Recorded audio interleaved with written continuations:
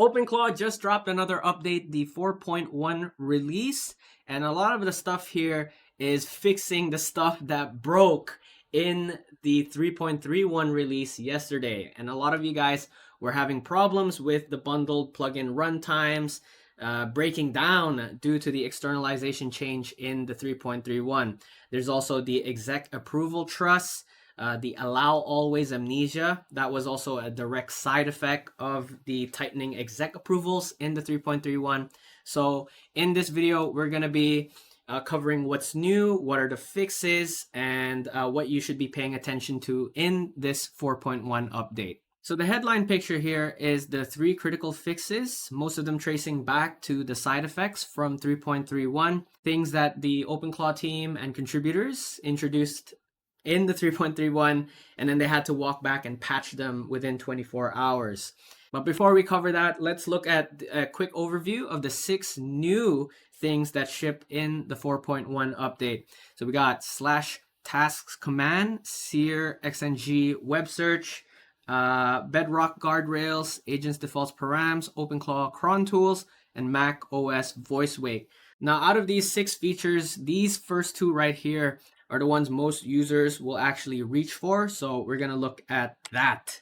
So the /task command is the feature addition I'd call the most immediately useful. Okay, because before this, if you had background agents running, so they're doing stuff like searching or processing files or doing any sort of asynchronous work, you had pretty much no way to check on them without leaving the chat window entirely. Now, if you type /tasks directly in chat, you'd get a live task board for your session, something that looks like this. So what's running, what's done, what's queued, and fallback counts if something had to retry. So this is very similar to the Hermes agents. So when you're chatting in Discord, you'd be able to see something like this, right? So Hermes agent is able to do this natively. That's why it's very helpful. You can see what tasks are they doing. So now for OpenClaw and some platforms and interface, you'd be able to see this sort of live task board. And the next one is the SearXNG web search. This is now a bundled first-class provider in OpenClaw. So before, web search meant a third-party API. So keys cost your queries going to someone else's infrastructure. And with SearXNG, this is open source and self-hostable. So just point the plugin at your own instance and web search stays entirely under your control. It's a clean option if external API dependencies are something you want to avoid. And of course, they also added the GLM models for you to try. So we did a full video on testing out GLM 5.1 and how it's actually it's really good for agentic workflows and coding. Now, the part of this release that explains why 4.1 exists at all. The 3 production failure modes, all introduced or exposed by 3.31, now presumably fixed in this 4.1 update. First, the gateway startup hang. So after upgrading, gateways would start, appear healthy, and then they would silently stop responding about a minute later. No crash, no error, just nothing, right? It's unresponsive. And apparently the cause of that was the a database maintenance task was blocking the main event loop under SQLite pressure. So remember, in the 3.31 update, they introduced new task registry activity, and this pretty much blew up consistently the gateways. So right now the fix is they moved it off the main thread. Now, the second one is the config restart loop. So in 3.31, they tightened the gateway auth, which meant OpenClaw was generating new security tokens on startup. It was then treating those auto-generated values as configuration changes and triggering a full restart every single boot.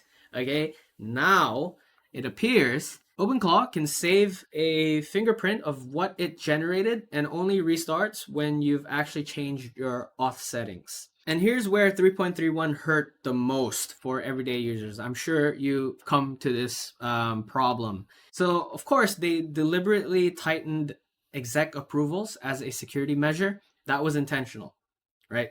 But what wasn't intentional was the allow always started behaving like allow once, right? So you'd approve a command permanently, start a new session, and OpenClaw would ask again like it had no memory of the previous approval.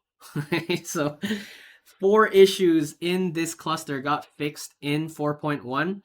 The trust persistence bug, remote exec timeouts on Slack and Discord, cron jobs dead ending in approval paths, and a hard crash for window users when no valid execution plan could be built. I'm very impressed that my agent was able to find like solid feedback from the community on X. So Vox here, the full post, let me find it right here. So he ran 6 production agents on a single VPS. He actually posted about 3.31 tightening exec approvals on yesterday morning.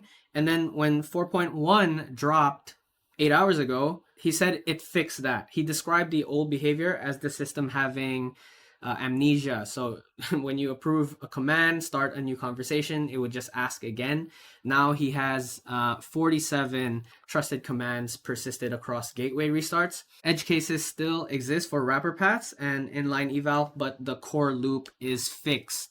And then the second X post that I find very insightful here from Catherine, she shared a practical fix for anyone still hitting exec approval walls after the update.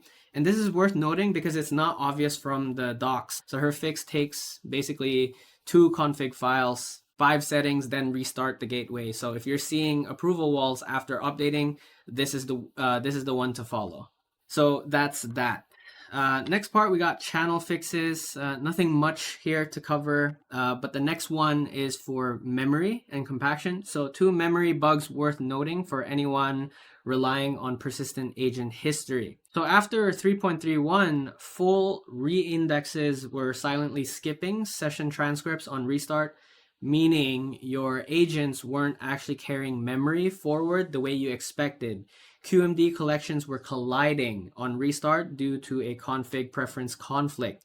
Now they've resolved that. Compaction model overrides also now work consistently across CLI, gateway, and cron. The pattern here is pretty consistent. Most of what 4.1 fixes points back to 3.31. And that's pretty much it for the OpenClaw 4.1 update. So let us know if you guys are still running across into any issues with after updating to 4.1 that you have problems from 3.31. So with that, guys, hope this video has helped you. Smash up the like button, subscribe to the channel. My name is Ron. Shana now.